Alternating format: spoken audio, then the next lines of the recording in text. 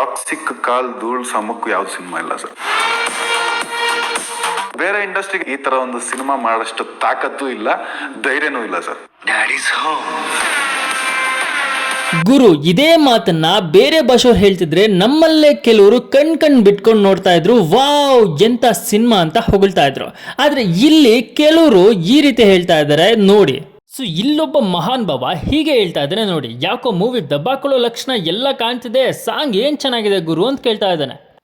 Simple ಆಗಿ ನಿಮ್ಗೆ answer ಹೇಳ್ಬೇಕು ಅಂತಂದ್ರೆ 24 hour ಅಲ್ಲಿ ಸಾಂಗ್ಸ್ 10 million views ಗಿಂತ ಹೆಚ್ಚು ಹೋಗಿದೆ. ಸಾಂಗ್ ಚೆನ್ನಾಗಿಲ್ಲ ಅಂತಂದ್ರೆ ಇದು ಓಡ್ತಿತ್ತ? ಅದೇನ್ ಮಾತನಾಡ್ತೀರಪ್ಪ, 30 million ಜಾಸ್ತಿ ವ್ಯೂಸ್ ಬಂದಿದೆ, ಸಾಂಗ್ಸ್ ಚೆನ್ನಾಗಿಲ್ಲ ಅಂತ ಹೇಳ್ತಾ ಇದ್ದೀರಾ.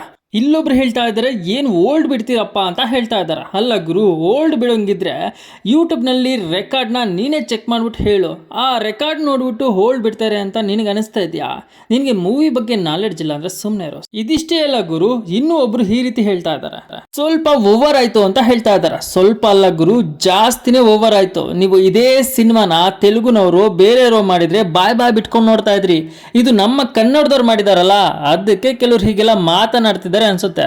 ನೋಡ್ ಗುರು, ಮೊದಲು ನಾನು ಅವ್ರ ಕಡೆ ಸಪೋರ್ಟು ಇವ್ರ ಕಡೆ ಸಪೋರ್ಟು ಅಂತ ಮಾತನಾಡ್ತಿಲ್ಲ. ನಾನು ಕನ್ನಡ ಸಿನಿಮಾ ಪ್ರೇಮಿ, ಅದಕ್ಕಾಗಿ ಕನ್ನಡ ಸಿನಿಮಾ ಬಗ್ಗೆ ಯಾವುದೇ ಸಿನಿಮಾ ಬಂತು ಅಂದ್ರು ನನಗೆ ಇಷ್ಟ ಆಯ್ತು ಅಂತಂದ್ರೆ ಅದನ್ನ ಕೊಂಡಾಡ್ತೀನಿ ಮತ್ತೆ ಮಾತನಾಡ್ತೀನಿ.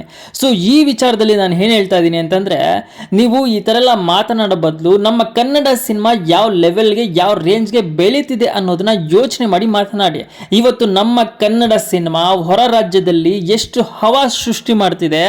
ಹೊಸದಾಗಿ ನಮ್ಮ ಕನ್ನಡ ಸಿನಿಮಾ ಯಾವುದೋ ಒಂದು ಇತಿಹಾಸ ಬರೋಕ್ಕೆ ಹೋಗ್ತಾ ಇದೆ ಅಂತಂದ್ರೆ ಅದನ್ನ ಹೆಮ್ಮೆ ಪಟ್ಟು ಹೇಳ್ಕೊಬೇಕೆ ಹೊರತು ಈ ರೀತಿ ಎಲ್ಲ ಈ ಹಳಸಿ ಮಾತನಾಡೋದು ಸರಿಯಲ್ಲ.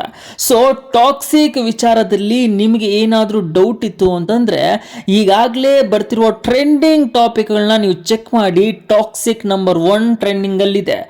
ಈ ಟ್ರೆಂಡಿಂಗ್ ಟಾಪಿಕ್ಗಳನ್ನ ನೋಡಿದ್ರೆ ಗೊತ್ತಾಗುತ್ತೆ ನಮ್ಮ ಕನ್ನಡ ಸಿನಿಮಾ ಎಷ್ಟು ಹವಾ ಸೃಷ್ಟಿ ಮಾಡಿದೆ ಅನ್ನೋದನ್ನ. ಸೊ ಮೊದಲು ನಮ್ಮ ಕನ್ನಡದ ಬಗ್ಗೆ ನಮಗೆ ಗೌರವ ಇರಬೇಕು. ನಮ್ಮ ಕನ್ನಡದವರೇ ನಮ್ಮ ಕನ್ನಡ ಸಿನಿಮಾನ ಹೀಯಾಳಿಸಿದ್ರೆ ಹೇಗೆ? ಕೊನೆಯದಾಗಿ ಒಂದು ಮಾತು ಹೇಳ್ತೀನಿ ಗುರು, ಹಾಲಿವುಡ್ ಮೂವಿಗಳನ್ನ ನೋಡಿ ನಮ್ಮವ್ರು ಈ ತರ ಮಾಡೋದಿಲ್ವೇ ಅಂತ ಹೇಳಿ ಸಮಯನೂ ಉಂಟು. ಆದ್ರೆ ಈಗ ನಮ್ಮವರು ಹಾಲಿವುಡ್ ರೇಂಜ್ಗೆ ಸಿನಿಮಾ ಮಾಡಿದಾಗ ಅದನ್ನ ಬೆಳೆಸೋಣ ಮತ್ತೆ ಆ ಸಿನಿಮಾನ ನೋಡೋಣ.